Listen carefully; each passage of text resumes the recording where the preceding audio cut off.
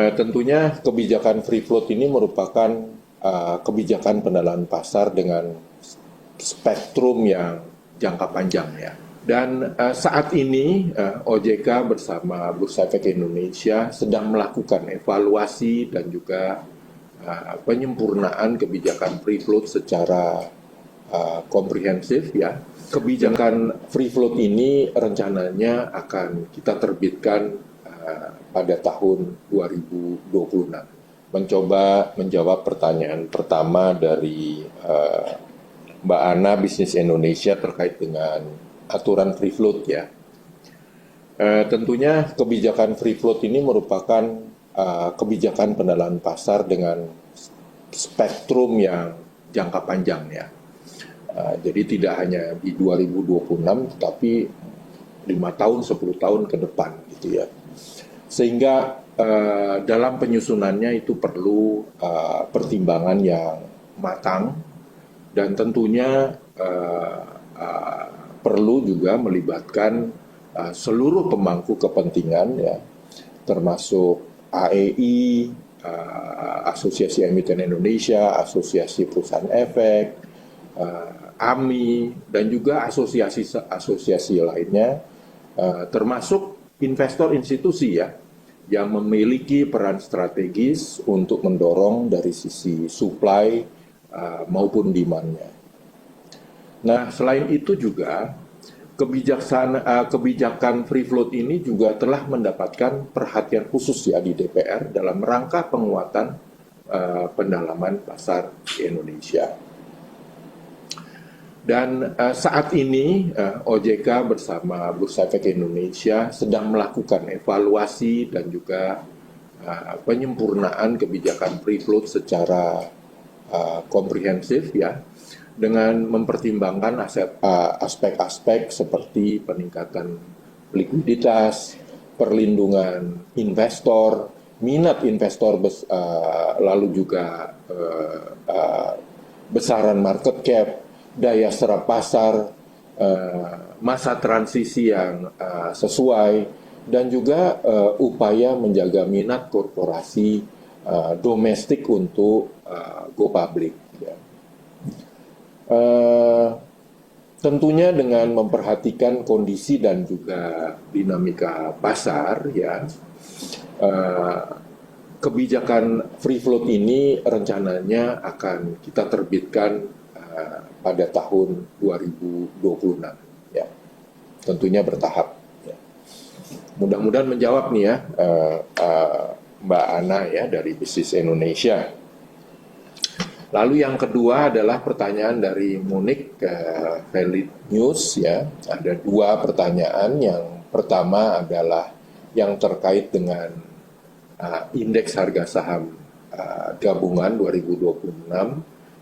Apakah bisa mencapai 10.000 dan juga apakah ada kebijakan-kebijakan yang akan dirilis dan menjadi stimulus ya. Tentunya OJK menyambut baik ya adanya optimisme penguatan indeks harga saham gabungan di level 10.000 pada tahun 2026 ya. Nah, tentunya semangat optimisme ini perlu didukung oleh fundamental ekonomi Indonesia yang solid dan juga peran daripada investor domestik. Tentunya bila mana fundamental ekonomi Indonesia itu solid dan juga peran investor domestik itu meningkat, rasanya level tersebut bukan tidak mungkin untuk dapat tercapai ya. Namun demikian ya, penting juga untuk dicermati bahwa pergerakan indeks selain dipengaruhi oleh faktor-faktor fundamental emiten juga dipengaruhi oleh berbagai faktor ya, seperti yang terjadi di domestik maupun yang terjadi di global ya. Dan tentunya kami tidak pernah jemu-jemu ya untuk selalu mengingatkan bahwa keputusan dalam berinvestasi tetap perlu diiringi dengan kewaspadaan dan juga pengelolaan risiko yang baik ya. Dan kami dari sisi regulator terus memastikan bahwa pasar berjalan secara teratur, wajar dan juga efisien ya. Kami juga mendorong terciptanya ekosistem pasar modal yang sehat, berintegritas agar potensi pertumbuhan indeks ya maupun instrumen lainnya bisa tercapai secara berkelanjutan, bukan hanya karena momentum jangka pendek. Ya. Mungkin saya mengingatkan sedikit ya, bahwasanya pada saat pembukaan bursa 2026, Pak Ketua OJK, Pak Mahendra juga menyatakan beberapa kebijakan di pasar saham yang menjadi perhatian. Ya. Antara lain adalah peningkatan kualitas emiten, ya, free float, dan juga peningkatan peran investor institusi baik global maupun domestik. Ya. Mudah-mudahan yang pertanyaan pertama dari Mbak Monik bisa bisa terjawab ya. Lalu yang pertanyaan berikutnya yang Mbak Monik dari Valet News itu apa harapan yang ingin disampaikan kepada direksi bursa ya.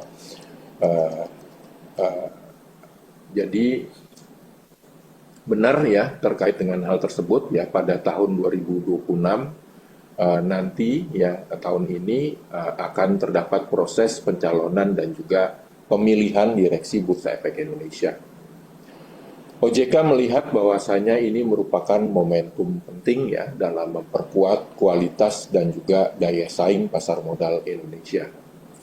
Harapan kami ya, proses tersebut dapat berjalan dengan baik sesuai dengan prosedur dan juga ketentuan yang berlaku dan juga akuntabel ya.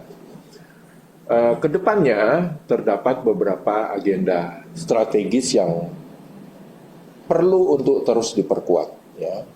Pertama adalah agenda peningkatan integritas dan juga perlindungan investor ya, termasuk melalui pengawasan perdagangan yang lebih efektif untuk memitigasi praktek perdagangan yang tidak wajar dan juga menjaga pasar yang fair dan juga transparan ya.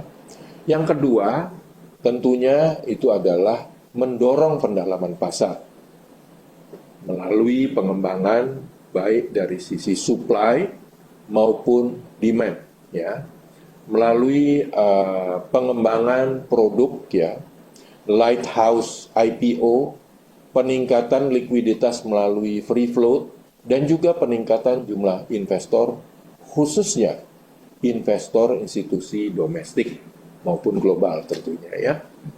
Dan yang ketiga adalah memperkuat ketahanan infrastruktur teknologi informasi dan keamanan cyber, mengingat semakin digitalnya proses perdagangan atau transaksi di pasar modal Indonesia, tentunya ketahanan infrastruktur teknologi informasi dan keamanan cyber ini menjadi hal yang sangat penting ya.